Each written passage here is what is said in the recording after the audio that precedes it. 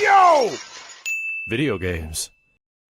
Yeah, so speaking of projects going wrong, I tweeted about this, but I definitely want to bring it up. And people are not going to be happy about it, but this is our podcast. I want to bring this up. I've seen some people, because some people said, "Oh, looking at the February dates for some of the games, like Horizon, they're like, hey, what if Zelda comes out in March? It'll be just like 2017. It'll be like a full-on repeat." And people are like, it's not coming out in March. Like, it'll come out next holiday at the absolute earliest, and it's probably not going to come out till 2023. A lot of people are saying that with confidence online. And my thing here is that, like, if Breath of the Wild 2 doesn't come out until 2023, something went fucking wrong with that game's development. Like, really fucking wrong. And it's not just COVID. Because here's the thing, Horizon 1 was a game that came out on a much higher fidelity system with the PS4. And Guerrilla Games, in the 5 years since, will have released a sequel that's cross-gen, not only for a next-gen console, but also has to be also a PS4 version. So they made two whole different versions of a giant sequel to Horizon, which was not a small game. And they did that on top of the DLC of the Frozen Wilds, which was a lot more expansive of a DLC than what Breath of the Wild got. So if Guerrilla Games is able to manage all of that, and it's taking Nintendo a whole fucking year longer to do a Breath of the Wild sequel, not on a new system at all, but on the same system that the first game came out on, and is clearly reusing assets already from the first game, something went fucking wrong in the development of Breath of the Wild 2. No, I mean, it takes a lot more extra time to build realistically breaking weapons. Which is realistically breaking. Yeah, it's what you want in your Zelda game. No. You know, I don't want. See, I think the real downfall of the first Breath of the Wild was that weapons broke randomly. I think in this one, what they're going to go for is weapons are still going to break in like 7 or 8 strikes, but they're going to break realistically. So they'll shatter and chip in ways that are very cool. They'll spend all of their time working on that and then still forget to put music in. Yes. Exactly. But I'm being serious though for a moment. Like, wait, did you know seriously that they sell the soundtrack to Breath of the Wild? Yeah, and it's 5 discs. I had no fucking idea. Yeah. Oh yeah, this was a thing. Some people were shocked. I said this on the stream last night because a lot of people actually don't know this. But yeah, there is a Breath of the Wild soundtrack, and it is 5 discs deep. I don't know what's on it. It's just a lot of breathing. Yeah, but yeah, like there's no way it took Nintendo 6 years to do a follow-up game to Breath of the Wild. Now I know Breath of the Wild is not a small game. It's not. But they're not working with new hardware, and they're not creating completely brand new assets and physics from the ground up. They're clearly using many of the same assets, probably using the same physics engine, going by the trailer we saw at E3 this year. Like, it's not a game that I look at, no matter how, it looks good and it looks pretty, but even with COVID, there's no way this game should be taking this fucking long to make. Do you think it's they started and then restarted, or do you think it's just they didn't start until a couple of years ago? Well, they said they had already started in 2017. They even, I mean, I know the DLC came out in December that year, but like they've even stated on record that like they already kind of like cut a little bit of some of their ideas for the DLC and just said, yeah, we needed by the end of the year to start working on the follow-up. So within the same year of its release, they were already doing some pre-production planning or something on part 2. And here's the other thing. It's not like they've had all these other minor projects. Like Link's Awakening was Grezzo. It was a completely different developer that usually does a lot of their remasters and ports or whatever. Skyward Sword was done by Tantalus. The same people who did Twilight Princess HD. So Skyward Sword HD was, again, there was probably a like minimal or like some supervisory involvement, but like it's not Nintendo proper that made Skyward Sword HD. It's not Nintendo proper that made Link's Awakening. Like they've been, I don't know what they've been doing, and I know COVID slowed shit down, and COVID has had an effect on some things, but like being real with you, I think if it does, and here's the thing, I don't think it will. I do not think it's going to take until 2023 to release Breath of the Wild 2. If it does take until 2023, something really fucked up internally. We'll never know about it because that's Nintendo. Nintendo will never tell you if they had internal struggles. Like Nintendo will tell you that they had internal struggles with a game post-mortem, because they've done that a couple times, and they've done it for Zelda too, where they're like, yeah, like getting this game done was difficult because like we here's the game's out, it's been out. Let me tell you the story about how it got made. It was tough or whatever. Or this happened, right? They'll do it post-mortemly, but right now it's like, if it's really going to take 6 years, something's fucky with them, because it just shouldn't have taken this long. And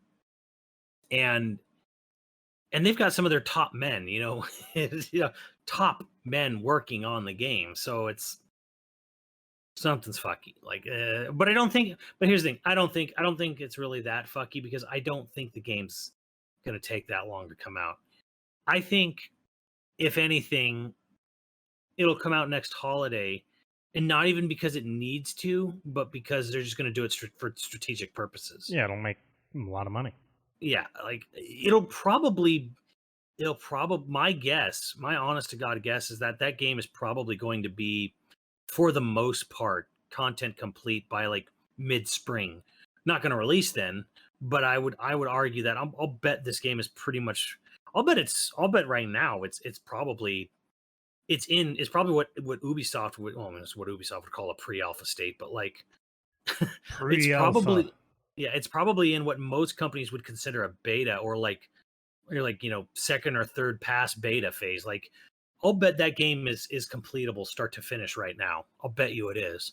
I'll bet it's not polished. It's probably not optimized, but I would bet money that if you were able to get inside Nintendo headquarters or whatever and pull the absolute latest build of that game, I would bet it's mostly done.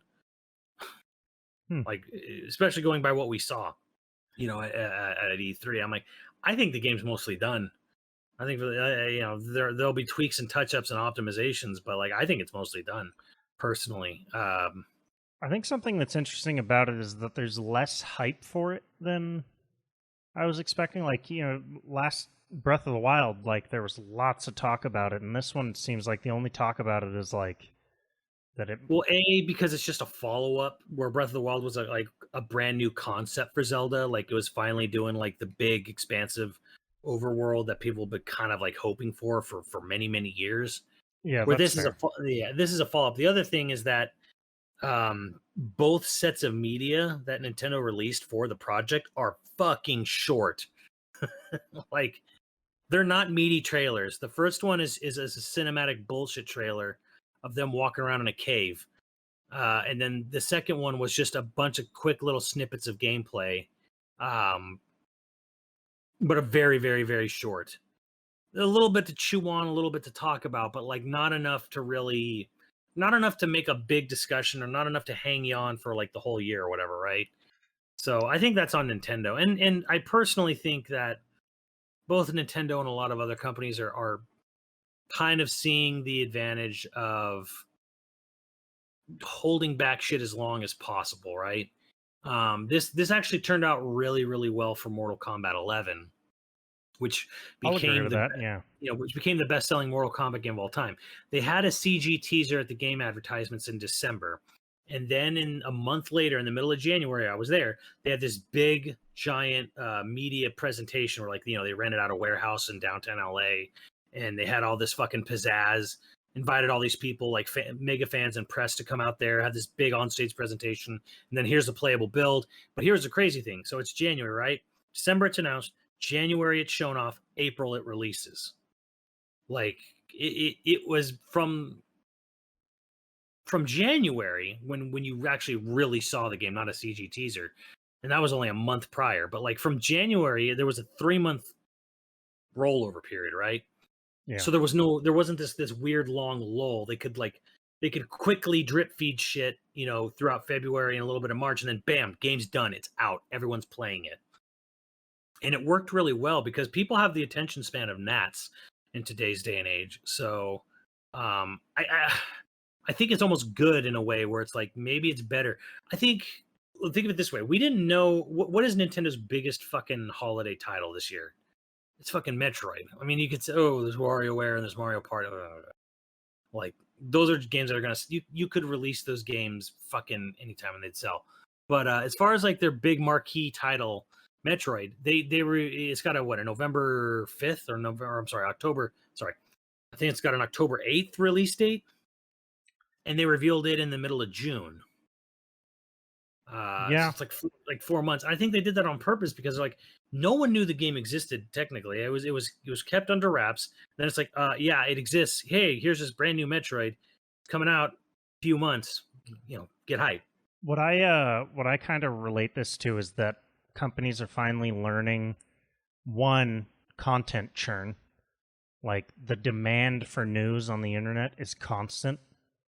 Yeah. So if you start too far out, people get burnt out on your product because like not enough's happening with it to keep, and you just don't have enough news to feed people without giving away every detail of your game. Yeah. And the other thing is that like the internet has caused us to lose patience. For sure. I mean, like I don't actually know the first time that I saw the Green Knight's trailer. But it's felt like a fucking decade I've been waiting for that movie to come out, and it finally came out. But, not even 10 or, I guess 10 years ago, it still would have been like this. But, like, there used to be a time where they would announce a movie 2 years out, and, like, you'd get snippets every few months about it, and then, like, carpet bombing for it would start, like, 3 months out. You know what I mean? Mm-hmm. Now it's like, yeah, you'll hear about the movie if you're paying attention to different blogs and stuff like that, but you don't like start seeing real news about a movie until the first trailer drops, usually like 6 months out. And now it's like, oh, well, there used to be things, yeah, it'd be 6 months or even a year out. Sometimes you'd get a trailer for something. Yeah, remember Lord of the Rings famously had a trailer a year ahead of its release. It wasn't much of a trailer. It was more of like an announcement, like, hey, we're making Lord of the Rings. The first Here's the release teaser. dates. Here's the release dates. Here's the cast walking, over a mountain pass. So that's kind of it. Yeah. But yeah, I think the internet has made us all kind of less patient for that stuff. So if you announce it too early, people are either bored of waiting or the backlash can start early. Yeah, so that's why. I mean, I'm not saying Zelda's coming out in 3 months or anything, but I also feel like to me that's also why I don't think Zelda's like fucking years away at this point. Like because some people think it's 2 years away or 2 years from E3. I'm like, the fuck you on about? Yeah, maybe the PC version, guys. It's just I don't know. We're just talking about a little bit about Horizon. They didn't show anything for Horizon 2. They just said it's coming out in April, and then to piss me off, they said, oh, by the way, today is the PS5 upgrade patch for Horizon. Huh. Right after I fucking beat everything, they fucking shadow drop the fucking PS5 patch. Now it runs at 60. God damn it. So if I own it, maybe I'll replay it. Yeah, did you ever play the DLC? Yes. Okay, well, yeah. Anyways, yeah, PS5 patch came out today. Fuck me. I really wish that wasn't saved for a shadow drop. I really, really fucking wish they would have said that back in May when they announced or had their big presentation for part 2. Really wish they would have said, hey, in August we're gonna have a PS. Would have waited. Would have fucking held off. Would have loved to experience that game for the first time. I don't like shadow drops. Like shadow drops in that aspect where it's like, here's this old game. I basically was waiting around and then I got it in my head. They're not going to update. They're just not going to update part 1 for PS5. They're just going to whatever. But they did. Fuck them. I'm a little salty about that.